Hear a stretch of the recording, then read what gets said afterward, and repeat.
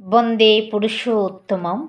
আপনাদের প্রতি প্রত্যেককে রানন্দিত জয়গুরু জানিয়ে শুরু করছি আজকের ইষ্ট প্রসঙ্গ। এক মা তার স্বামীর ব্যবহারে বিরক্তসূচক অভিযোগ জানালেন।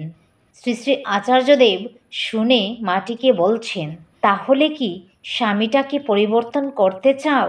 মাটি না না করেও তার অভিযোগের কথাই বলতে থাকেন, আর তিনি সে কথায় কান না দিয়ে বলছেন, এক মিনিট, আমার বাবা মার কোনো আচরণ ব্যবহার পছন্দ হচ্ছে না, খারাপ লাগছে, তখন আমি কি করব?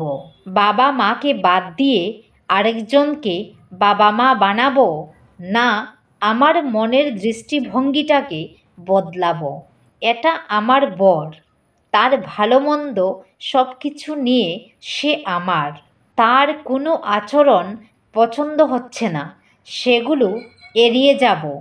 কলে হাত ধুতে গিয়ে অযথা কল খুলে জল নষ্ট করছে, করুজ্ঞা, এড়িয়ে গেলাম। খেতে বসে ছড়িয়ে ছিটিয়ে খাচ্ছে, খাগ্গা, আমি গুটিয়ে নেব। এই রকম ছোটোখাটো বিষয় এড়িয়ে যেতে হয়, তাহলে আমার মনের শান্তি অক্ষুণ্ণ থাকবে। জয় গুরু।